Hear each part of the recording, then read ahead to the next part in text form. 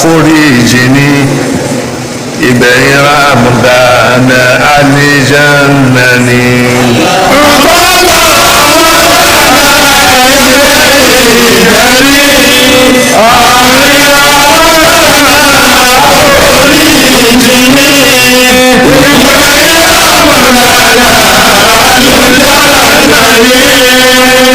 Sọ pé wọ́n ṣẹrú dọmọ, ta ló ṣẹrú dọmọ ẹ̀? So àṣẹrú dọmọ tí wọ́n ń wí kó máa lọ tún sí ìtumọ̀ míì ipe ẹrú ni wá tẹ́lẹ̀ wọ́n wá sọ wá dọmọ, àìṣe ọmọ tẹ́lẹ̀, ẹrú náà ni wá, ẹrú Ọlọ́run, Allahu Akbar.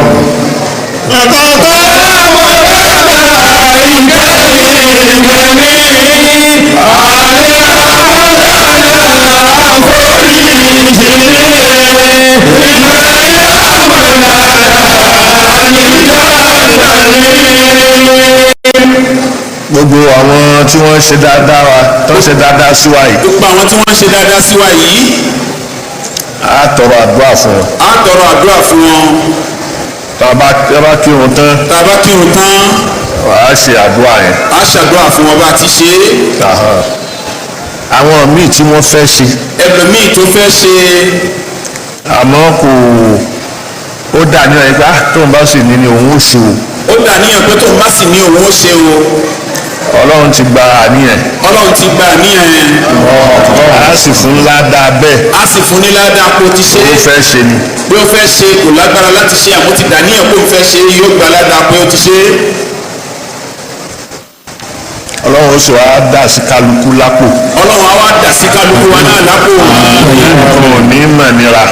Fẹ́ẹ̀ni kankan ló wà nímọ̀ nira. Ọlá ọláàyè yìí. Ọláàyè yìí.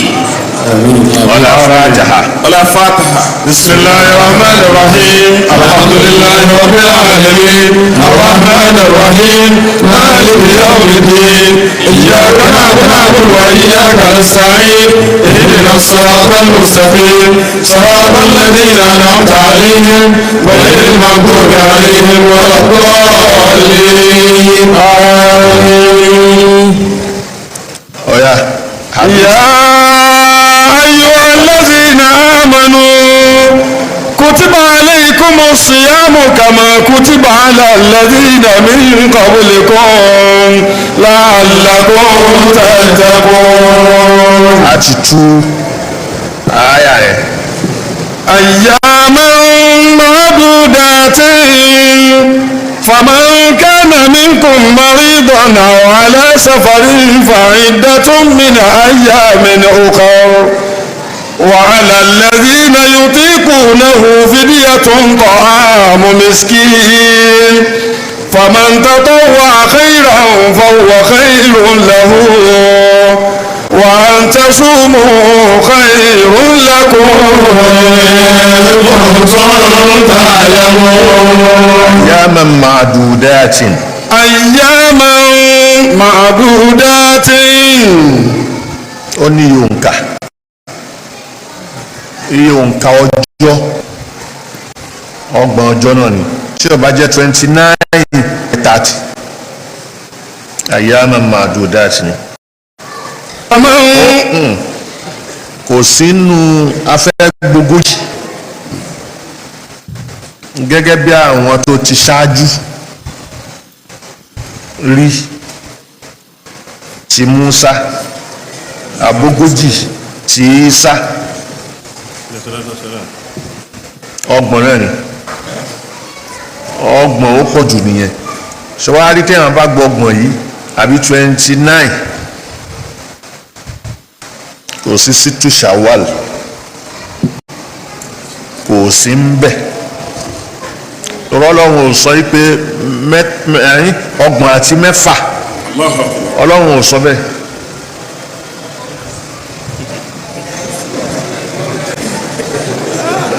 Ọlọ́run ò sọ pé ọgbọ̀n àti mẹ́fà tẹ̀rgìbáàtù nìyẹn tó bá lè gba mẹ́fà. tó bá lè gba mẹ́fà. kì í ṣe dandan ká wá mú yín pé o ò tí gba mẹ́fà o ò tí kódà ẹlòmíì mú fàtí wá wípé àwẹ̀ ó já bóyá ìmọ̀ àlà sáfárìn ọ̀kánà maridon tí ó lè gbà wẹ̀ àwọn ni àwẹ̀ yẹn kó tó san ọ̀ranyàn ó kọ́kọ́ gbọ́dọ̀ san síta ṣàwàl kò sí nǹkan tó ń jẹ́ bẹ́ẹ̀. kò sí tó ń jẹ́ bẹ́ẹ̀ fẹ́ni tó bá jẹ́ sípòrì ní àjọ àbálẹ̀ òyà ẹlòmíì wà mú ní dandan pé kò tiẹ̀ tó san gbèsè tó jẹ o kọ́kọ́ gbọ́dọ̀ kan gba mẹ́fà yẹn náà kò sí tó ń jẹ́ bẹ́ẹ̀. báwo lèèyàn ṣe ń yáwó tó wá rí èèyàn ní sísì ó ti wá nẹ́nu sísì yẹn ó kù bíi tọ́rọ́ ó tún wá jẹ gbèsè sísì kò wá ní pé kó kọ́kọ́ san gbèsè rẹ o kó tó mọ̀ pé òun abẹ́rẹ́ ni gbèsè yìí kò ì jẹun kò ì gbọ́ bùkátà àtàrẹ̀ gbèsè lóní kọ́kọ́ máa lọ san. kò tí ì yanjú ààrẹ. kò tí ì yanjú ààrẹ. ó wá ní nǹkan tó bá ti rí o má yanjú ààrẹ rárá o. má yanjú ààrẹ rárá. gbèsè ní kọ́kọ́ máa san o. gbèsè ní kọ́kọ́ lọ san.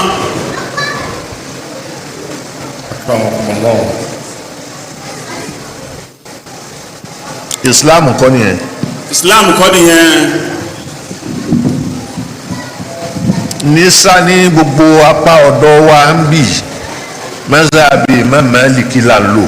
gbogbo ọ̀dọ̀ apá wa lọ́dọ̀ wa ń bì báyìí mọ́sáàbí Imam Málíkì là ń lò. mọ́sáàbí Imam Málíkì yẹn Imam Málíkì kì í ṣe sítú Ṣawal. Imam Málíkì kì í gba mẹ́fà tó wà lẹ́yìn Ramadan tó jójú lówó yẹn nìkan ló máa ń gbà mọ́sáàbí ẹ̀ la sì ń tẹ̀lé. níbo ló ti wá rí ìwọ tó wà mọ́sẹ̀ àbí ẹ̀ ó ṣe wá di dandan fún ẹ wípé gbèsè tó jẹ yẹn ó jẹ gbèsè méjì ìkan jọ̀ràn yẹn ìkan ó jẹ sàárà wá ní sàárà ní kọ́kọ́ máa san oko tó san gbèsè òun èyí sanrú yẹn fẹ́ni tó bá lè ṣe. fẹ́ni tó bá lè ṣe ọlọ́run ó gbà á àdúrà tiwa ni pé ìta ń gbà lọ́wọ́ ọlọ́jà abadílẹ̀ láyọ̀.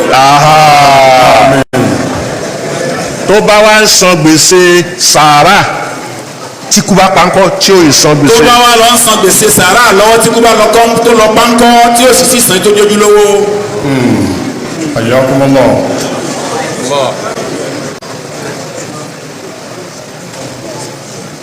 ta ló fẹ́ bá a san. a ní ó bá a san.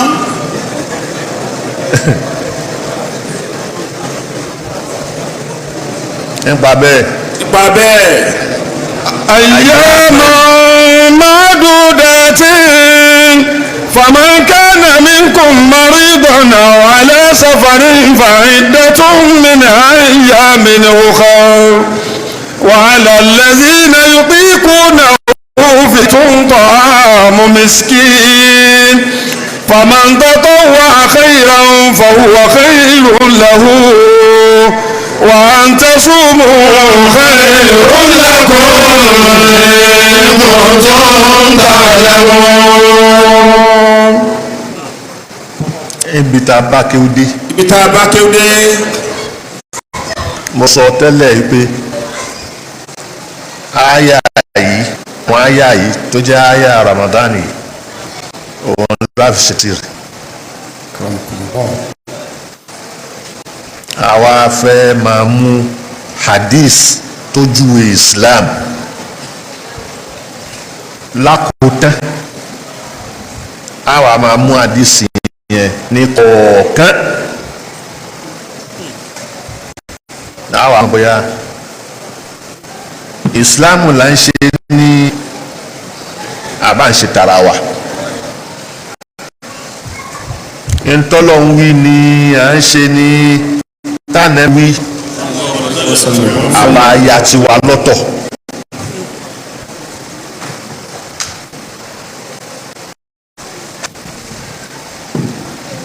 pààyàn làwa kó sínú Islam.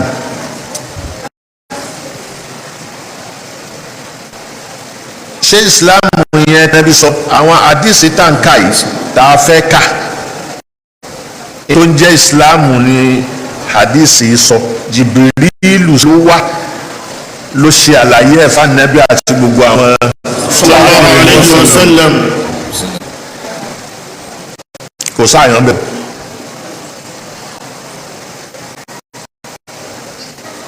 tó jẹ́ ọ̀ràn èèyàn tọ́lọ́hún.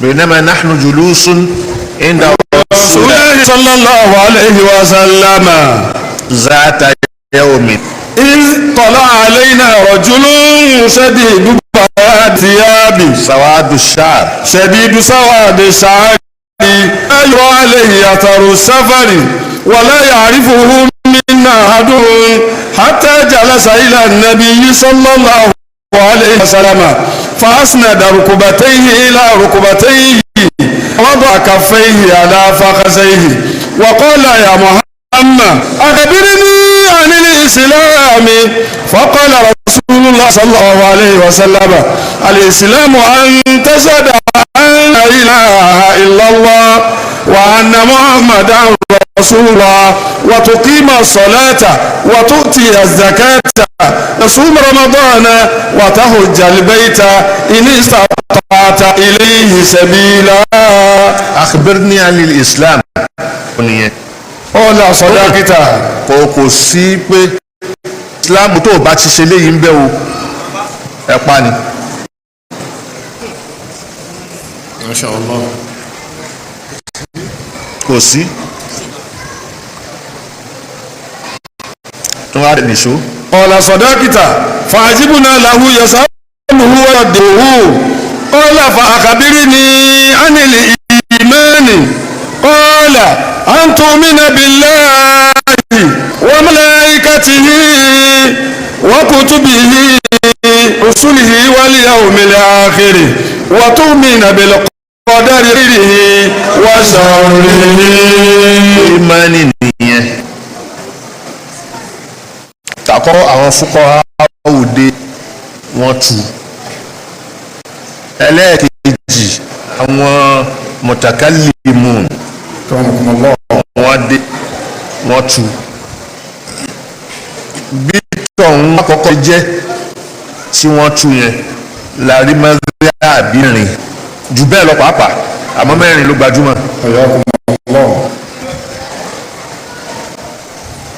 mọ́sẹ́ àbí yẹn sáré fi nínú ẹ̀.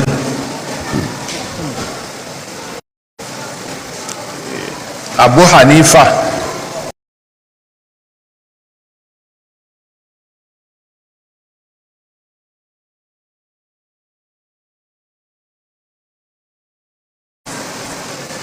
Ṣáfì gbà lọ́dọ̀ Málìkì kò yapa ẹnu sí i.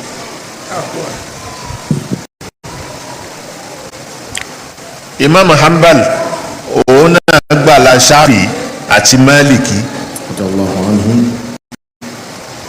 ó tún wá sọ fáwọn èèyàn pé khuzu min haythu akhadha Malik ibi tí Malik ti mú ẹ lọ ń bẹ ibi tí Ṣáfì ti mú ẹ náà lọ mú ń bẹ kò sọ pé dandan ẹ gbọ́dọ̀ gbà mí gbọ́ ẹ gbọ́dọ̀ tẹ̀lé mi. wọ́n kó lánàá yẹn kalẹ̀ wọ́n ṣe gbogbo ẹni tí ó wà lọ tí ó sọ̀rọ̀ ọ̀run tí ó sọ̀rọ̀ hadith tí ó sọ̀rọ̀ kí lẹ́yìn pé fíkìú ọ̀dọ̀ àwọn tí ó lọ rè inú wọn ni ìmáàmù Layth ní Egypt Masari ọlọ́run ti ẹ̀ bó ó fóun lówó ó ní owó tààrà àfáàsì ni àsìkò kan náà lòun pẹ̀lú Málíkì ń lò kò sì ṣakọ sí Málíkì wípé òun lówó Málíkì náà ó sì bu wípé ẹ̀rí àwọn olówó ṣì àbáwọn olówó kíní níjọ́ mi Málíkì ó tún wá kọ lẹ́tà sí pé àfíìdù alayna mimma afada alaykum. inú tọ́lọ̀ ń fún yín tẹ́ tó níyì fi ránṣẹ́ sí mi náà yóò sì fi ránṣẹ́ sí i.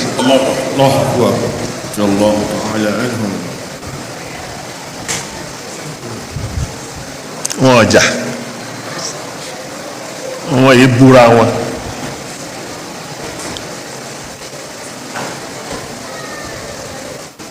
ìyẹn lọ bẹ́ẹ̀. a rí àwọn àfáà yẹn tó pọ̀ a fi wá bọ́ sórí ká tó lọ wá bọ́ sórí ilmul kalam. ilmul kalam yìí àwọn kan jókòó tí òun náà àwọn mutakallimun ìbẹ̀lẹ̀ tí wọ́n sọ pé sífà wọ́n pín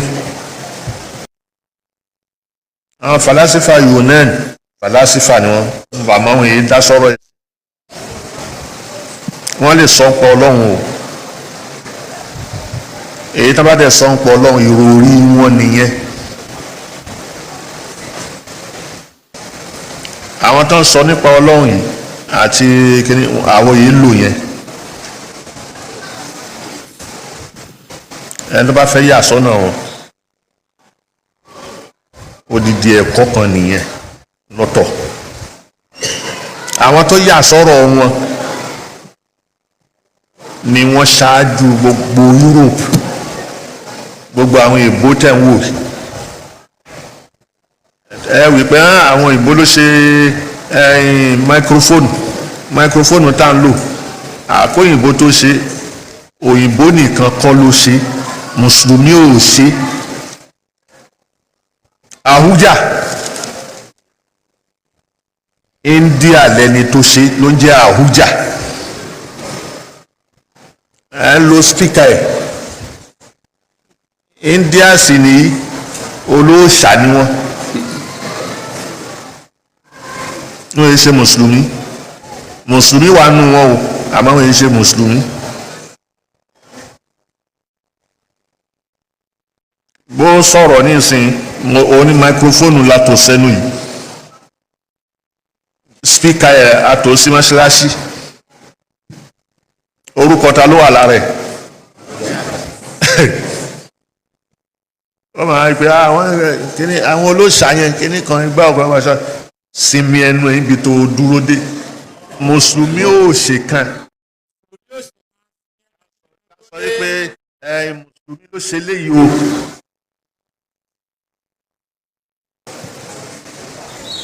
àwọn yẹn ìgbésí ayé tó rọrùn ni wọ́n wá fọ́mọnìyàn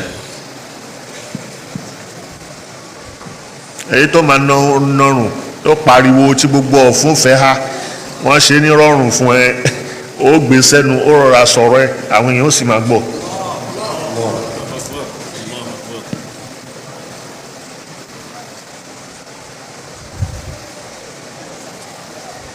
àwọn tó kọ́ irú nǹkan báyìí lọ́dọ̀ wọn tí wọ́n kọ́ Europe kí Europe tó di bàbàrà mùsùlùmí lọ́pọ̀lọpọ̀ àwọn mùsùlùmí yìí wọ́n yá bá ní bank. Akramakumullah. Top 10 Muslim scientists of all time. Top 10 scientists of all time kì í ṣe lásìkò wọn nìkan títí dásìkò tá à ń sọ̀rọ̀ yìí.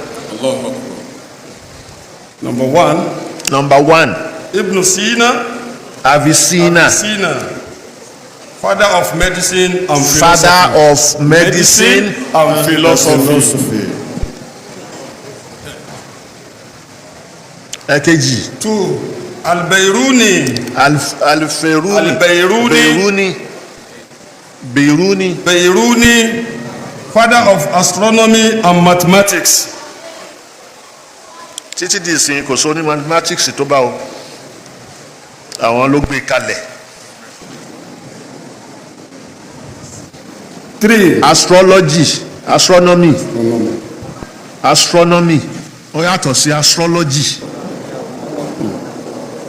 Astronomy à ń lọ sánmà, à ń wo sánmà, à ń ṣe gbogbo ìràwọ̀ bó ṣe ń rìn, òun ni ẹ bá wájú ni ọ̀rọ̀ ẹ̀ ni wọ́n sì máa rí fáàsì. 3.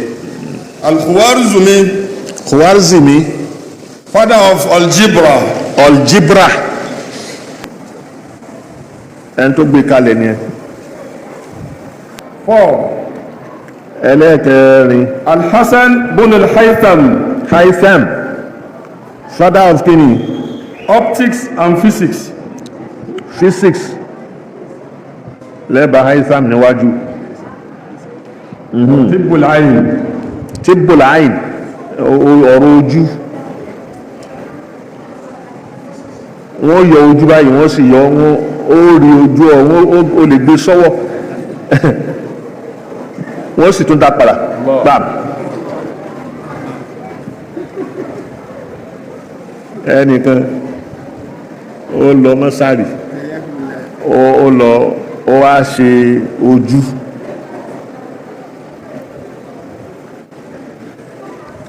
ọlọ́run kò kẹ ọmọ Markaz ni o dáwọ́rà ni wọ́n fún kó kúkú ṣe ojú níbí ló bá lọ sí hospital náà bá yọ ojú ẹ̀ lọ́wọ́ ó lọ wá ojú báyìí lọ́wọ́ ojú kan rí kó fún rí tó yọ sí lọ́wọ́ wọ́n nígbà tó ń tẹ̀ ṣe tán ṣe kíní wọ́n kàn tún jù sọ́hùn padà ó ní wọ́n ń dọ́kọ̀ wo sọ àìsàn nìyẹn. 5. Jabir bin Hayyan, father of alchemy and chemistry. Kimiya haditha. Chemistry. èyí ó dé secondary school tó kọ́ chemistry. Chemistry ni wọ́n ní ó sọ fún ẹ ìgbà irú kíní báyìí tẹ́ bá mú nílẹ̀ nígbàtà wà ní school, nígbàtà ọkọ̀ dé form 3 tá bẹ̀rẹ̀ chemistry tá lọ sí lab, wọ́n practicalize nǹkan kan lójú wa, wọ́n kàn bu kíní yẹn bí a mọ̀ báyìí, wọ́n wá bù sínú omi, ó wá sáré púrúrú, ó kàn ṣe púrú, ó lànà bẹ́ẹ̀. Irú nǹkan yẹn tó lànà yẹn wọ́n á sọ pé irú eléyìí wọ́n lè fi ṣe bọ́m̀bù.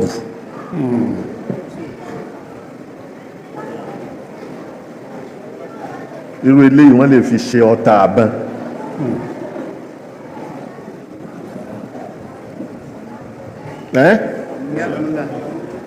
Ó nìyẹn nìṣó. Number 6, Az-Zahrawi, pioneer of surgery. À ń láyàn níkùn, wọ́n ń ṣọpẹ́ṣàn fún yẹn, ẹni tó gbé kalẹ̀ nìyẹn tó là. 7, ẹlẹ́ẹ̀keje Al-Idrisi, father of geography and cartography. Ẹ bá máa sọ̀rọ̀ nípa geography, nípa ẹni tí ó là fún wa nìyẹn. Wa ilmu rasm al-khara'it. 8, Ibn Battuta, great explorer and traveler. Ibn Battuta yìí ọmọ Áfíríkà ń bí ni, òun ló kọ́kọ́ rìn láti ibìkan débìkan tí ó máa wá sọ gbogbo ẹ̀ ló wá ń kọ́ kalẹ̀ ní pé tẹ́ bá délùú báyìí àwọn báyìí ló wà ń bẹ̀, tẹ́ bá délùú báyìí àwọn báyìí ló wà ń bẹ̀, tẹ́ bá délùú báyìí àwọn báyìí ló wà ń bẹ̀. Bóun bàtútà ni. 9. ẹlẹ́ẹ̀kẹsàn-án Ibn Shatir. Ibn Shatir Also on astronomy and mathematics. mẹ́ta lòun kó jọ, astronomy And mathematics. mathematics. So ẹlẹ́ẹ̀kẹjọ nìyẹn. 10.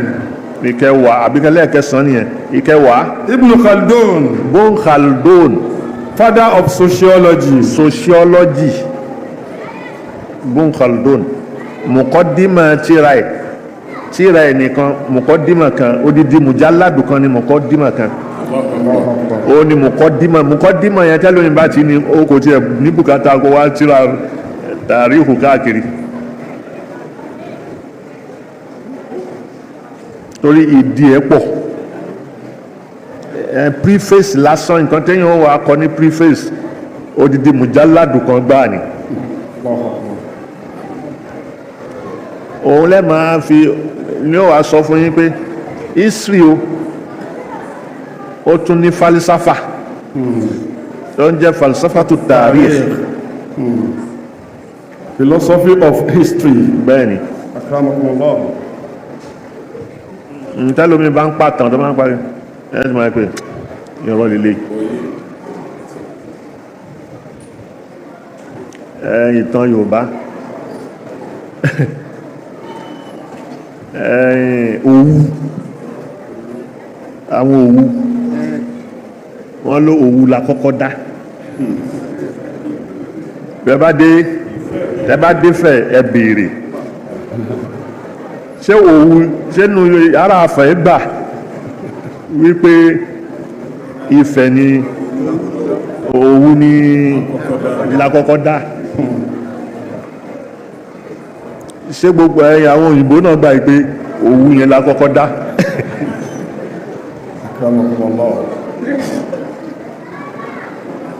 So mythology nìyẹn. So irú bẹ́ẹ̀ yẹn ibi téèyàn ti máa mọ àwọn history. Kódà tẹ́lómi tó bá bù òun di ọmọ ọdún báyìí ọ wá wò pé nígbà tó bẹ̀rẹ̀ ẹ̀kọ́ ó di báyìí ara àwọn tẹ́jìjọ bẹ̀rẹ̀ ẹ̀kọ́ àwọn yẹn tó wá ń bù yí pé ó ti jù wọ́n lọ.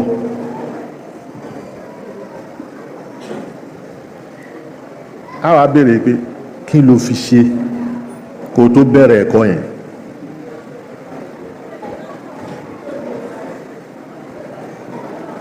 Oko ló ń ro ni,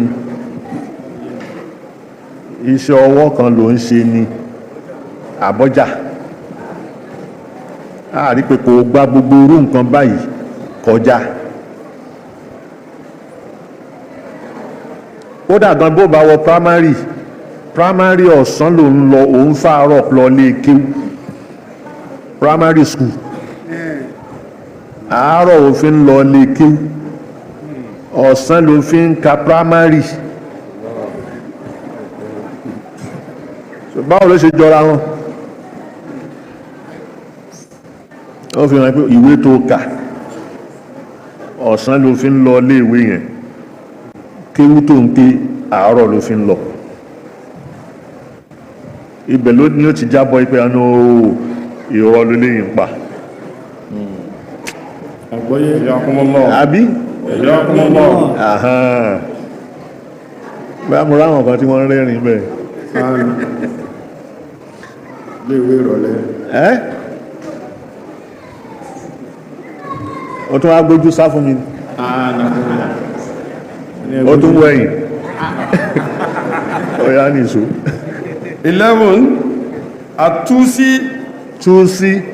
Astronomy and engineering. Ok. Àwọn mẹ́wàá yìí. Mọ́kànlá. Àbí mọ́kànlá. gbogbo ìmọ̀ tó délé ni à ń yọ kọ̀ǹpútà nú ẹ ni à ń ṣe kíní kan mathematics ni algebra ni gbogbo mọ̀ yẹn àwọn tó bí kalẹ̀ rí so bó ṣe rí nìyẹn.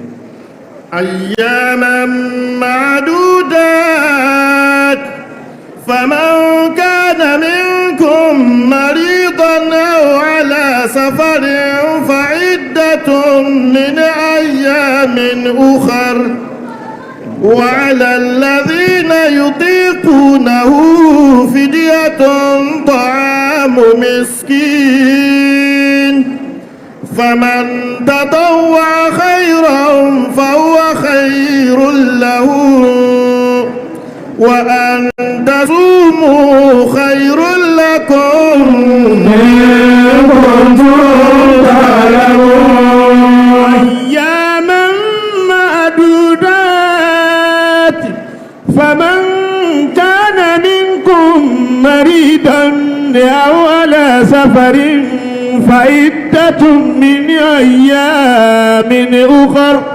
وعلى الذين يطيقونه فدية طعام مسكين فمن تطوع خيرا فهو خير له وأن تصوموا خير لكم إن كنتم تعلمون. Tawonu hadith àwa ni àwọn tó dé tí wọ́n fẹ́ máa ṣe tahlilu àwọn kìíní imani ibẹ̀ láti ráwọn Mu'tazila láti rí Qadariyya Jabariyya Asha'ira àrí gbogbo wọn lọ bẹ́ẹ̀ Hanabila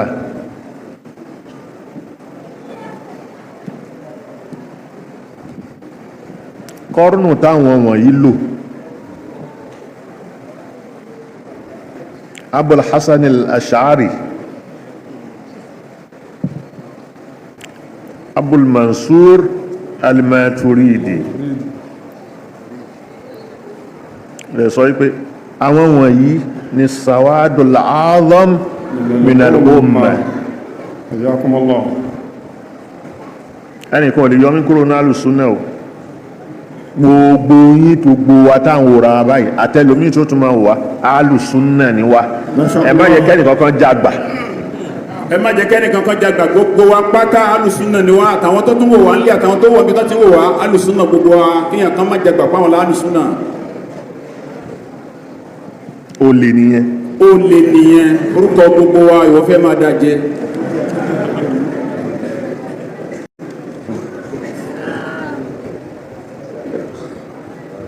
so ìwà fẹ́ jágbà yí ọ̀pọ̀lọpọ̀ mọ̀ ìfẹ́ jágbà yí ọ̀pọ̀lọpọ̀ mọ̀ àwọn ni wọ́n máa pẹ̀lú pé àwọn alùsúnnà ìwọ iṣẹ́ alùsúnnà ìwọ iṣẹ́ àwọn tí wọ́n já àgbà yẹn àwọn ni wọ́n iṣẹ́ alùsúnnà àwọn gan ni wọ́n iṣẹ́ alùsúnnà àwa gan la alùsúnnà torí Abu Musa al-Ash'ari àbítání Abul Hasan al-Ash'ari Abu Musa al-Ash'ari ọmọ ẹni ni Abul Hasan yìí sahabiyun jalilun tánàbí máa ń gbọ́ ohùn ẹ̀ pẹ̀lú ka al-Qur'an tánàbí ó sì sọ fún yí pé ka al-Qur'an fún mi kí n gbọ́ tita mizmaran min mazamiri ahli Dawud ní pé a fún ní gòjé olóhùn gòjé bí gòjé olóhùn gòjé ta fún Ànábì Dáúdà salam ọmọ ẹ̀ ọmọ ọmọ ẹ̀ òní Abul Hasan Hasan al-Ash'ari tó ń jẹ́ Ash'aira táwa ń jẹ́ ọmọ ẹ̀yìn ẹ̀. Hayyakumullah.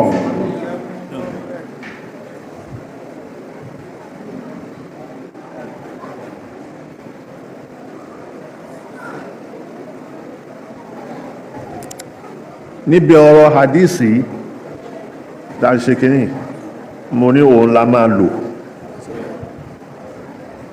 mo wá ṣe tírà kan Ramadan. mo ti ṣe ti pẹ́ o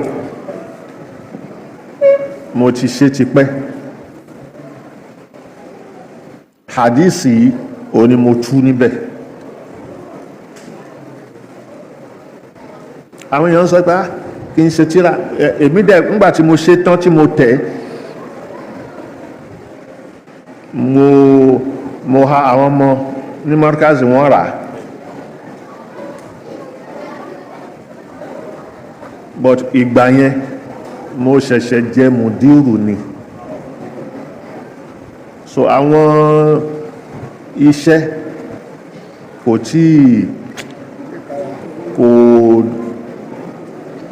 mo ráyè ìráyè tí mo ráyè yẹn èmi mo tẹ̀ lórí kọ̀mpútà Hayyakumullah. kan tó lọ gbé tẹ̀ nílé oúnjẹ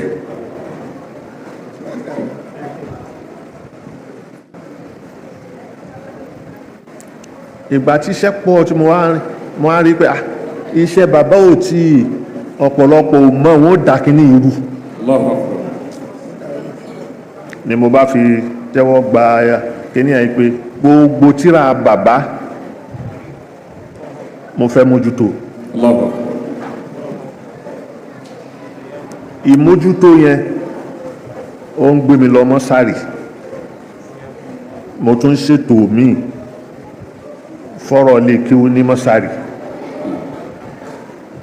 kò jẹ́ kí n rójú mo fẹ́ tún tírà yẹn kọ àbí mo fẹ́ tún ṣe kódà mo ti kó jọ gbogbo tí mo fẹ́ fi kún tí mo tún fẹ́ fi kún ní second edition gbogbo ẹ̀ wà lé lọ́dọ̀ mi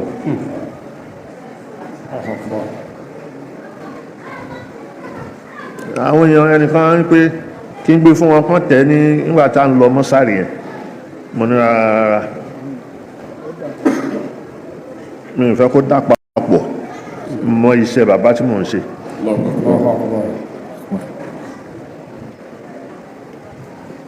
àwọn ẹlòmíràn ń pé kò kọ tírà kan kó ṣe gbá kan kó èmi ò yà sí wọn torí èmi ò dá wọn lóhùn èmi mú mọ nǹkan tí mò ń rán àwọn tẹ́mi bá ṣe tọ̀dọ̀ mi ṣé kí n máa fi pa ti bàbá rẹ ni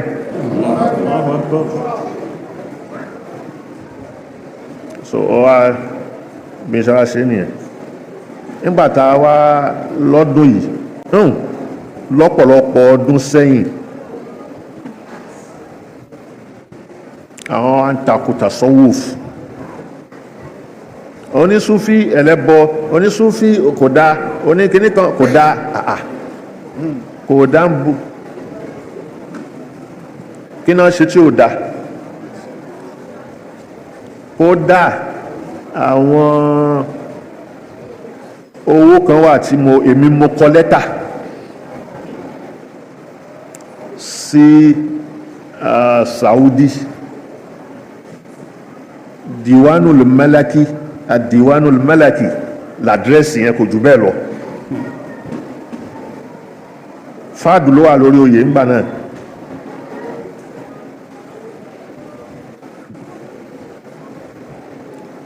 Usman ni ẹni tó wà ní embassy Saudi òun ló ránṣẹ́ pè mí pé inú àwẹ̀ báyìí ni ó ní kí n wá bá wọn ní ọba léńdé ojú ìbẹ̀ fún mi mo lọ ìgbà tí mo débẹ̀ ló bá mú bí jẹ̀rídà báyìí ni ló bá gbé lé mi lọ́wọ́ ló fi hàn mí pé èmi mo kọ lẹ́tà sí ọba ní Saudi wọ́n ní bẹ́ẹ̀ ni èsì ti dé èsì yẹn òun ni ẹnìkan ni wọ́n máa mú ní kọ́ńtínẹ́ǹtì kan so láfíríkà Markaz ni wọ́n mú lẹ́tà tí mo kọ yẹn ó bá gbé fún mi èló lówó yẹn $10 million.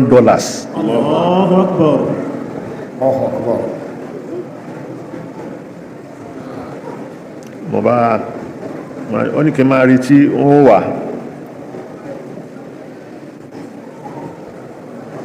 mo bá fi padà sílé ó wá di ìgbà tí wọ́n wá àwẹ̀ ti tán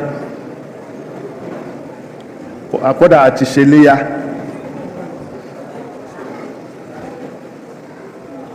ó wá dijọ́ náà tán máa wá Sheikh Mustapha Zoglol wọ́n wà bẹ̀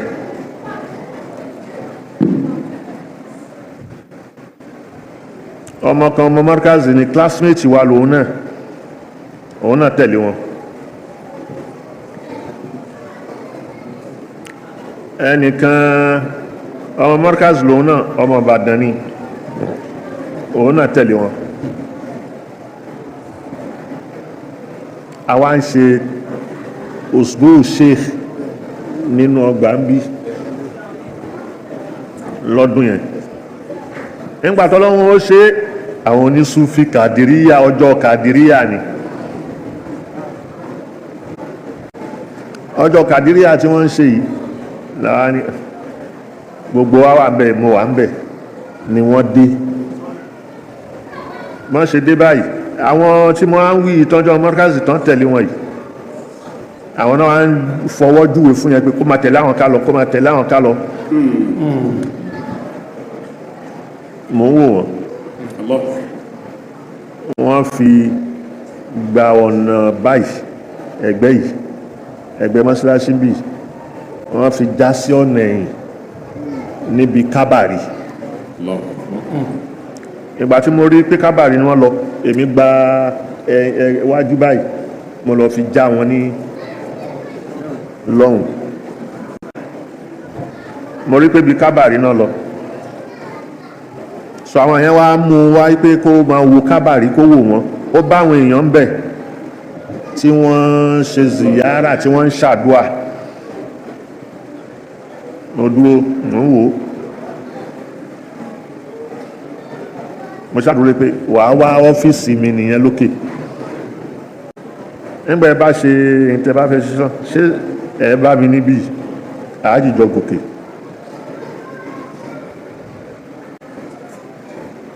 wọ́n ṣe gbogbo ẹ̀ ló bá wá wọ́n bá ṣetán ló bá ń bọ̀ mo bá ní kó ká lọ sókè lọ́fíìsì ọ̀dọ̀ mi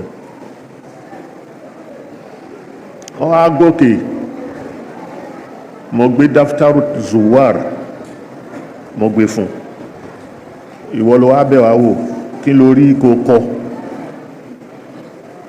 ó kọ gbogbo ẹ̀ nǹkan tí ó wà kọ ní pé ó nílò tọ́lá nídìí ìnáwó mùsáádà àmọ́ àpẹẹrẹ ẹbọ ò tí kúrò nínú bí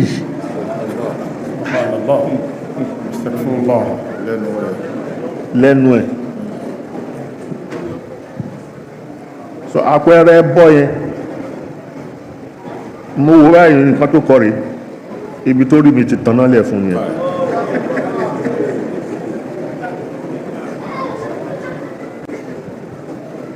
ó ní mo ní kí lápẹẹrẹ ẹbọ tó à ń bì olóhùn ráwọn èèyàn tí wọ́n dúró síbi sàárè tó ń tọrọ àdúrà tí wọ́n ń ṣe gbogbo ẹ̀ mo ní ẹ̀hẹ́n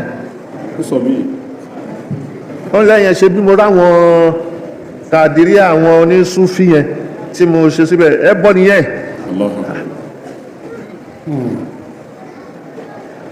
mo lẹ́bọ ó nìyẹn ó débì ó gbọ́rọ̀ tá à ń sọ ó débì ó gbọ́rọ̀ tá à ń sọ à ń sọ èdè ẹ à ń sọ èdè ẹ. ó gbọ́. ó gbọ́. àwọn tó kọ́ wa nìyẹn. àwọn tó kọ́ wa nìyẹn.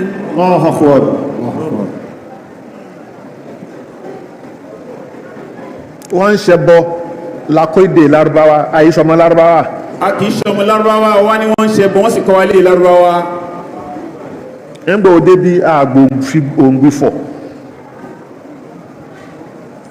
òun sọ à ń dẹ lóhùn. òun sọ à sì fún ẹ lésì.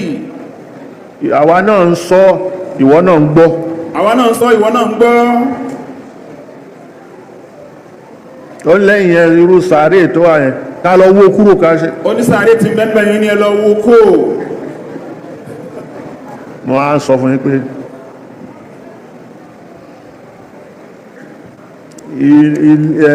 bó ṣe rí tí wọ́n kọ́lé sí yẹn èmi mo ya pláàni yẹn mo dẹ̀ gbé fálájì bí ò bá kú. rahimahullah. alájì bí ò bá kú ló kọ́ bẹ́ẹ̀. Allahu akbar.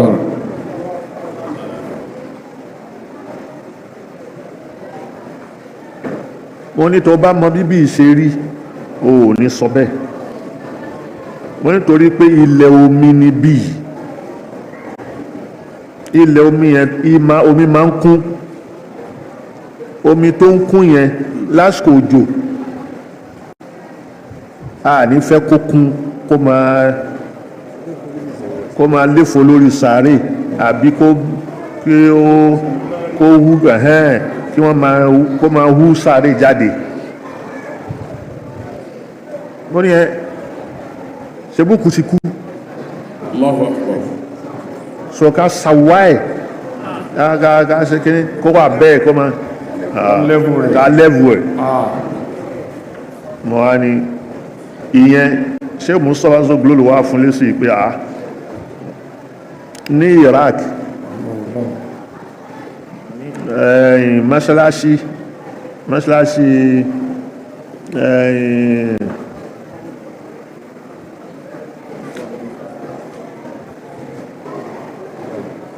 mọ́ṣáláṣí Shah Abdul Qadir mọ́ṣáláṣí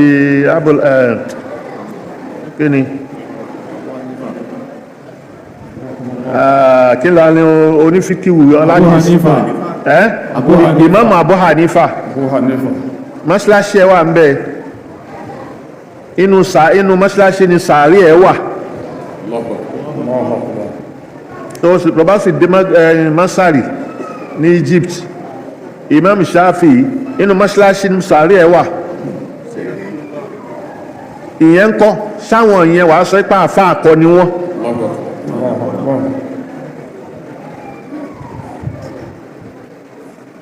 lónìí nǹkan tó ń ṣàfẹ́ sọ ní pé tàbá mọ̀ pé lóòótọ́ a nídìí owó adẹ̀fẹ́ ṣe kí ní òun máa gbé òun dẹ̀ gbówó yẹn wá òun lè gbé padà kó mọ̀ ní ok sórí máa gbé lọ máa gbówó rẹ lọ $10 million. àwọn oníwó sàárè bàbá wa àwọn oníwó sàárè tó bá gbé lọ ọlọ́run tó ń tó wa tẹ́lẹ̀ kó tó débì yóò tó wa.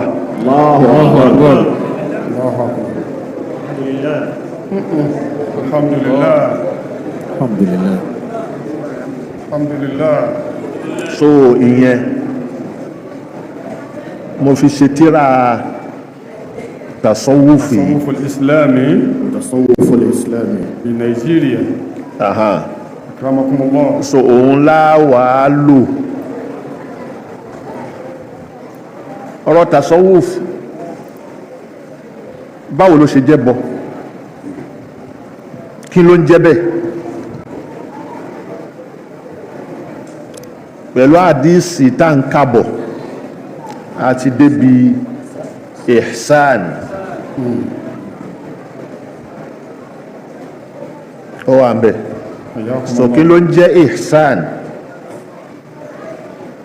ọ̀yá bá ń ka àdísì yẹn qala sadaqta qala fa akhbirni anil ihsan. fún mi lóru kí ló ń jẹ́ ihsan qala ó ní al-ihsanu an ta'buda Allaha ka'annaka tarahu. ó ní pé kó sin lọ́hun bí ìgbà tó ń rí báyìí fa in lam takun tarahu الله tó o bá wá rí ọlọ́run فإنه يراك wàá mọ̀ ìpọ́ ọlọ́run ń rí ẹ. sọ àwọn kan wá dé báwọn kan ṣe ṣe tí wọ́n tú Islam táwọn kan dé tí wọ́n tú iman àwọn eléyìí náà wá dé wọ́n tú ihsan. kí ni jẹ́ ihsan? حياكم الله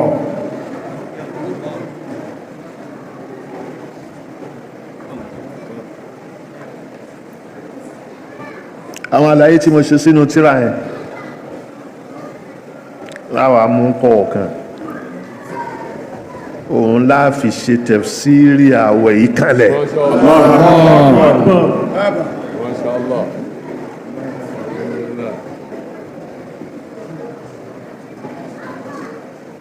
sáwọn ní súfí ẹlẹ́bọ ni wọ́n. àwọn onísúfì ẹlẹ́bọ ni wọ́n.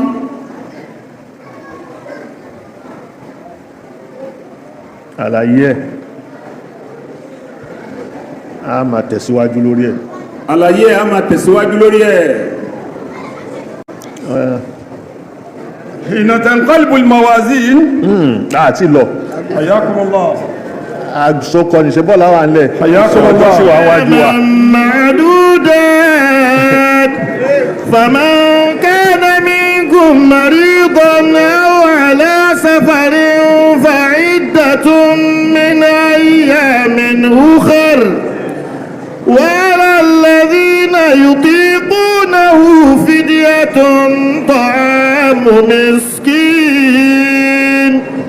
فمن تطوع خيرا فهو خير له وأن تصوموا خير لكم إن كنتم تعلمون سبحان الله وبحمده سبحان الله العظيم سبحان الله وبحمده سبحان الله العظيم كلمتان خفيفتان على اللسان ثقيلتان في الميزان حبيبتان إلى الرحمن سبحان الله وبحمده سبحان الله العظيم ربنا تقبل منا إنك أنت السميع العليم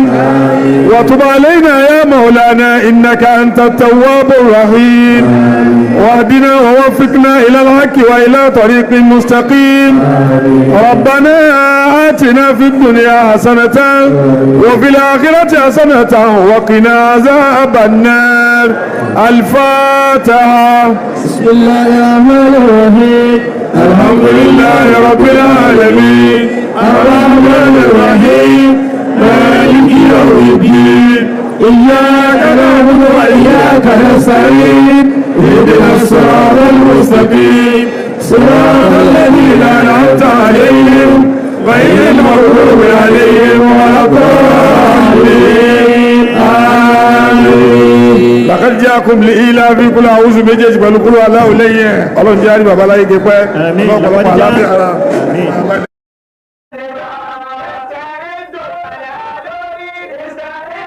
أرسل عليكم بالمؤمنين الرؤوف الرحيم فإن والله فقل حسبي الله لا إله إلا هو عليه توكلت وهو رب العرش العظيم بسم الله الرحمن الرحيم لإيلاف قريش إيلافهم رحلة الشتاء والصيف فليعبدوا رب هذا البيت الذي أطعم